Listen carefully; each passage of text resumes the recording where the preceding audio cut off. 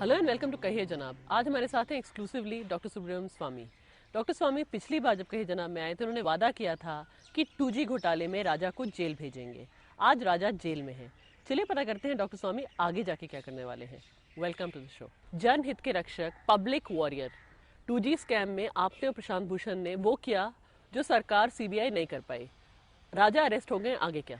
पहले तो राजा पेश होंगे कोर्ट में, उसके बाद मेरा जो क्रिमिनल कंप्लेंट है 30,000 में, और ये जो राजा का CBI का कंप्लेंट होगी और FIR, ये दोनों को मर्ज कर देंगे और दोनों को साथ चलाएंगे, जैसे मेरा भी पुलिस का ही बराबर।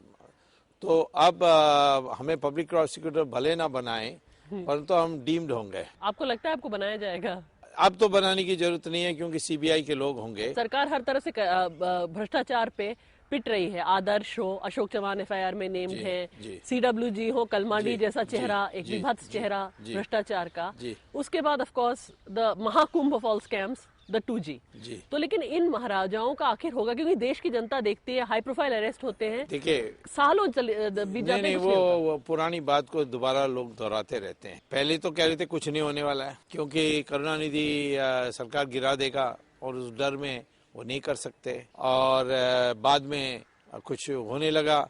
अब फिर कह रहे थे राजा कभी अरेस्ट नहीं होंगे। राजा तो कस्टोडियल इंटरोगेशन के लिए अब अरेस्ट हो गए हैं। अब मैं ये समझता हूँ कि CBI 173(2) CRPC में उनको एक रिपोर्ट पेश करनी होगी, और फिर चार्जेस फ्रेम होकर ट्रायल शुरू होगी। अब उस तक जो अभी तक इन्वेस्टिगेशन हुई है, और जो राजा ने अभी तक स्वीकार किया है, और जो डॉक्यूमेंट्स अभी तक प्राप्त हुए हैं, उसके आधार पर हम समझते हैं कि और भी नाम जोड़े जा सकते हैं। वो सेक्शन 319 CRPC के अनुसार हम और भी नाम जोड़ सकते हैं। तो ये महाराजा महारानी जो हैं, इनका तो नाम निश्चित जोड़ा जाएगा, क्योंकि मुझे पता है कि जो पैसा का वितरण हुआ है किस रूप से हुआ है, और उसकी जांच हो गई है। तो मैं ये समझता हूँ कि हम लोग भय बहुत जल्दी हो जाती है। बच्चा भी पैदा होना है तो उसका नाक टेढ़ा होगा तो क्या होगा,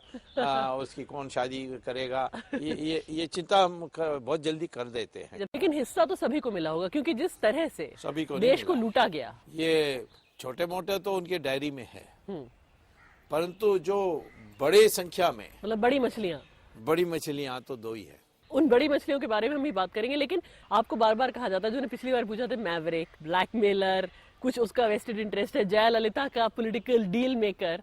आज जब राजा जेल में है, तो doctor Subramanian Swamy the maverick, the deal maker and the blackmailer क्या कहते हैं? पर मैंने तो ब्लैकमेलर का समझा दिया कि ब्लैकमेलर कभी खुलासा नहीं करेगा, वो कभी टीवी में आकर बोलेगा नहीं।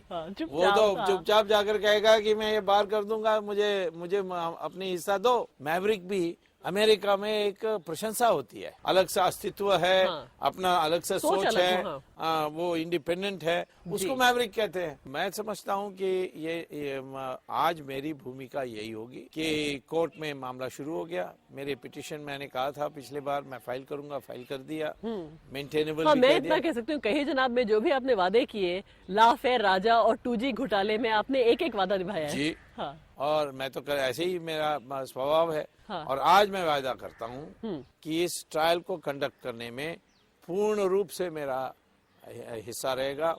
और अब तो और पक्का हो गया, क्योंकि CBI ने भी वही FIR रजिस्टर कर दिया है। तो CBI और मैं दोनों बगल बगल रहेंगे। हमारी विटनेस उनकी विटनेस होगी, उनकी विटनेस हमारी विटनेस होगी।